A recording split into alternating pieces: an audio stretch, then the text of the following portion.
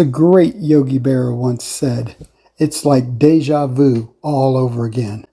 That is exactly what I said when I heard that red dye number 3 has been banned by the FDA because it is known to cause cancer. Welcome to Medical Mysteries Investigated, a channel dedicated to investigating medical issues and providing facts for you to make informative decisions. To be clear, we are not doctors and we are not giving you medical advice. We are simply providing information that oftentimes your doctor can't or won't tell you so you can make a decision on your personal health and well-being. So let's start investigating.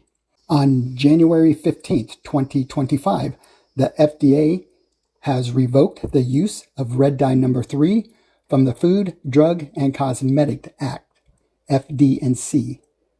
Two studies showed that FD&C Red Dye Number 3 causes cancer in male laboratory rats. I immediately thought of the baseball guru Yogi and his profound message. It's like deja vu all over again. You see, when I was a younger man, I remembered my heartbreak when M&M candies stopped selling red M&Ms. But I thought, that was 50 years ago. I'm not remembering clearly. As it turns out, my memory is just fine. In 1976, the FDA had to revoke the authorization to use FD&C Red Dye Number 2 because it also caused cancer in rats. Red M&Ms were not sold from 1976 to 1987. Suspiciously enough, the replacement dye, Red Dye Number 3, is also a carcinogen. Isn't it mysterious that the FDA approved a replacement red dye that also causes cancer? Isn't it mysterious that huge food corporations provided the FDA with ample rat studies to get a replacement dye approved, and yet over 40 years later, rats are getting cancer? And sadly, this means humans are also getting cancer, but not in the laboratory where statistics could be analyzed. Isn't it also mysterious that the original studies had to conclude that red dye number 3 didn't cause cancer, and yet now, 38 years later, we find that it is causing cancer? When did the switch happen? How long did the FDA allow people to get cancer within these past 38 years before they decided to ban this red menace? This fact even shocked us at Medical Mysteries Investigated. Red dye number 3, also known as erythrocin, was banned in 1990 in the use of cosmetics and non-oral medications, including pain relief creams, because it caused cancer when eaten by rats. Now let me make this perfectly clear and restate this.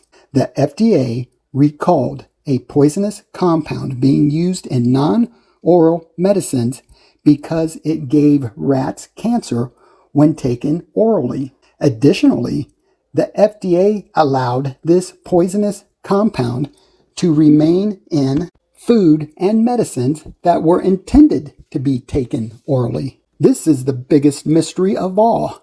How in the beep, beep, beep can the beeping FDA be so nefarious as to continue to allow red dye number 3 to be used in foods that have been known to be causing cancer for at least 35 years? By the way, please like this video, subscribe to this channel, and share this video with your friends and family. If you have any cancer stories you would like to share, painful, I know, but please comment below. The answer is big corporate greed and follow the money. There are no true monetary market analysis for red dye number 3. It is a dye used in many foods, candies, frostings, strawberry flavored drinks, ice cream, cough drops, cough syrups, and other food and medicines. Valentine's Day alone accounts for millions, probably billions, of income for this red I love you candies and other red sweets and treats. Brock's Conversation Hearts alone accounts for approximately $70 million of income every year. So imagine adding other red candies, chocolate-covered cherries, red hearts, red gummies, and red frosting cupcakes during Valentine's Day. Nothing says I love you like giving someone sugar-coated, cancer-causing treats. My findings are this.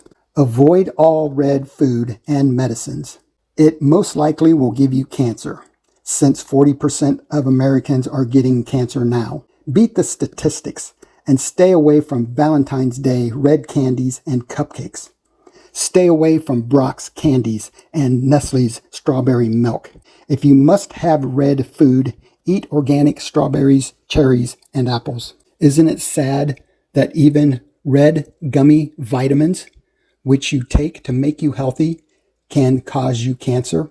Finally, pray for the mission that has been tasked to Robert F. Kennedy Jr. to make America healthy again. The FDA needs to be drained like much of the other Washington, D.C. swamp. As this investigation shows, the big food and the FDA swamp can no longer just be drained. It needs to be pumped out with the force of a fire hose. God bless.